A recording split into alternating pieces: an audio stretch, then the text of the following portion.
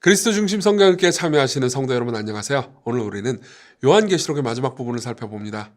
우리는 1장부터 11장의 내용을 통해서 예수님이 승천하신 후에 신자들은 때로 죄와 박해, 고통을 겪지만 하나님의 통치로 보호를 받고, 그리고 세상은 예수님의 제자들을 박해하지만 하나님은 그들을 향해서 경고를 보내신다는 이야기를 들었습니다. 이게 인과 나팔 심판 시리즈까지의 내용이었죠. 기억나시나요? 인과 나팔 대접이요. 이후에는 이제 이 대접 심판의 이야기가 시작되기 전에 이러한 세상의 박해 이면에 활동하는 진정한 악의 세력 이야기가 등장하는데요. 살펴보겠습니다. 그게 12장부터의 내용이에요. 자, 보세요. 지난번에 우리가 인, 나팔, 대접 세 개의 심판 시리즈가 있음을 얘기했잖아요. 그렇죠?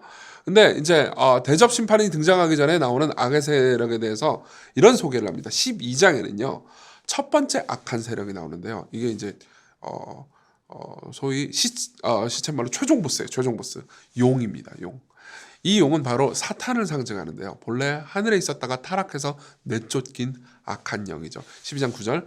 큰 용이 내쫓기니 옛뱀 곧 마귀라고도 하고 사탄이라고도 하며 온 천하를 꿰는 자라. 그가 땅으로 내쫓기니 그의 사자들도 그와 함께 내쫓기니라. 바로 이 존재가 아담을 유혹했던 바로 그 옛뱀입니다.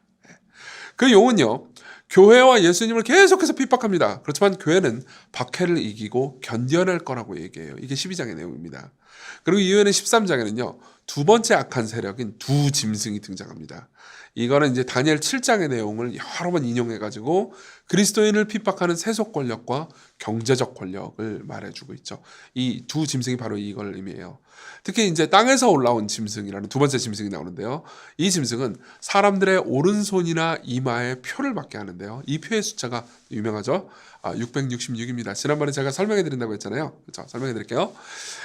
이는 이제 신명기 6장 4절부터 8절에 나타나는 이제 말에 대한 오마주입니다. 하나님께서는 뭐라고 말씀하시냐면 하나님의 이 언약의 말씀 있잖아요. 이 성경의 말씀을 손목과 미간에 붙여 새기라는 말씀을 하시거든요. 이걸 오마주한 거예요. 무슨 말이냐면 이 짐승은요. 자신들의 사상, 자신들의 이데올로기를 사람들의 손목과 머리에다가 주입해서 우상 숭배하도록 요구합니다. 그게 666이에요. 무슨 말인지 이해되시죠? 그러니까 실제로 손목에 새기는 게 아니에요. 구약 성경에서 하나님의 말씀을, 언약의 말씀을 사람들이 손목과 머리에 새긴 것도 아니었어요. 손목과 머리라고 하면 지성과 행동, 손으로 행동 전체에 하나님의 말씀으로 지배를 받아라, 따라라 이런 얘기거든요. 마찬가지로 666이 말해주는 사상 혹은 이런 권세를 따라라 이렇게 얘기를 하는 거죠. 그럼 666은 뭘까요? 이는 이 1세기에 있었던 게마트리아라는 말로름이었습니다. 우리도 말로름 같은 거 하잖아요. 막 말을 줄여가지고 말로름을 하고 그러잖아요. 그런 것처럼 1세기에도 그런 말로름이 있었는데요. 히브리어에는 각 알파벳 단어마다 숫자값이 있었습니다.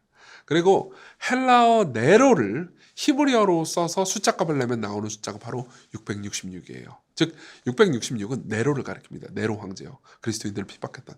그리고 정확히는 네로 황제 한 개인이라기보다는 국가적 권력과 경제적 권력 그리고 종교적 권력을 동시에 가지고 자기를 숭배하기를 요구하는 모든 세속적인 힘을 가리키는 거죠.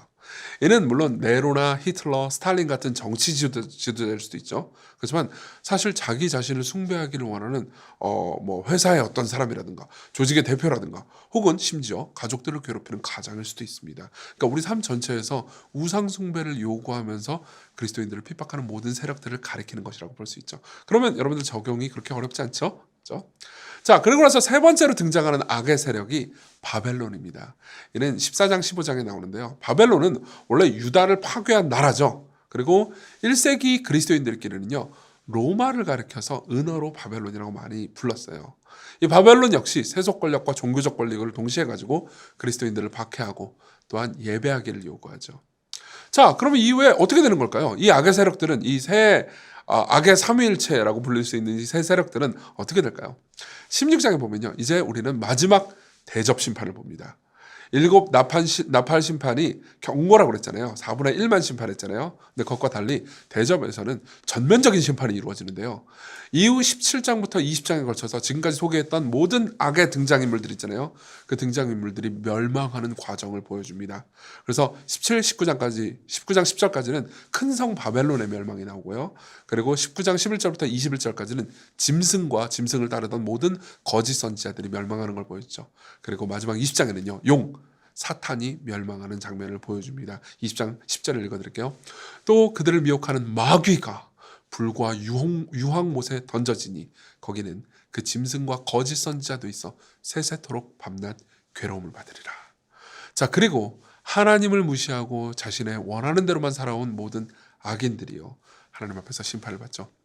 20장 13절 바다가 그 가운데서 죽은 자들을 내주고 또 사망과 음부도 그 가운데서 죽은 자들을 내주매 각 사람이 자기의 행위대로 심판을 받고 사망과 음부도 불못에 던져지니 이것은 둘째 사망 곧 불못이라.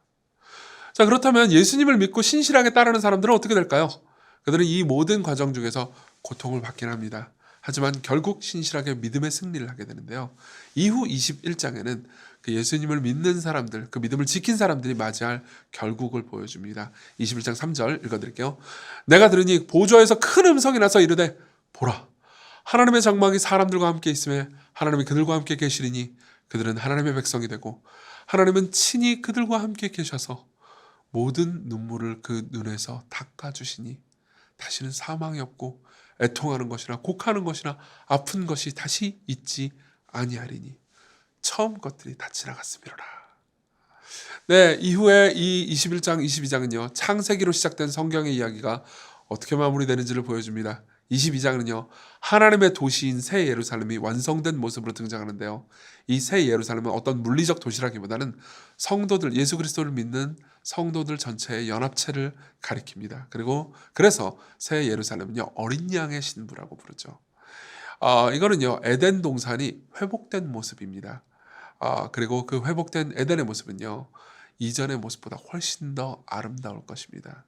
그리고 그러한 완전한 미래를 생각한다면 우리가 이 땅에서 받는 고난을 넉넉하게 인내할 수 있을 겁니다. 그리고 우리가 때로는 고난을 당해도 우리에게 주어진 이웃들을 사랑함으로써 삶을 풍요롭게 할 수 있겠죠. 네, 마무리를 해보겠습니다. 1년 내내 달려왔던 성경 읽기가 이제 끝났네요.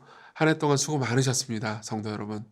하지만 드린 수고를 생각해 볼 때 훨씬 더 풍성한 열매를 맺으셨을 거라고 저는 확신합니다. 우리는 아담과 그의 타락, 그리고 거기서 비롯된 모든 비극을 보았습니다. 인간은 자기중심적이고 교만하여 서로를 고통스럽게 했고 하나님께서는 그러한 인간을 불쌍히 여기셔서 내버려 두시지 않으시고 계속해서 은혜를 베푸셨죠. 그리고 그 인간을 위해서 자기 아들을 주셨습니다.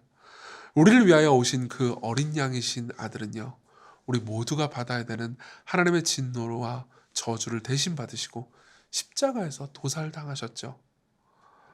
그로 인해서 우리가 하나님의 자녀로 거룩한 주님의 신부로 하늘의 시민으로 부르심을 받게 됐습니다. 인간은 아담 안에서 모든 것을 잃었지만 새로운 아담이신 예수 그리스도 안에서 모든 것을 누립니다. 우리의 구원은 그저 우리가 아담의 타락 이전 상태로 회복되는 것이 아니고요. 그 이상이 되는 것이죠. 17세기 청교도였던 아이작 와츠라는 사람이 쓴 노래의 가사를 읽어드리겠습니다. 그리스도 안에서 아담의 후손들은 자랑하는구나. 그들의 조상이 잃어버렸던 것보다 더 많은 복을. 자, 이 복이 성경에 기록되어 있습니다. 그 풍성한 복을 계속해서 누리십시오. 그리고 계시록에서 말하는 것처럼요. 이 땅의 삶을 인내와 사랑으로 부요하게 하셨으면 좋겠습니다. 1년 동안 수고 많으셨습니다.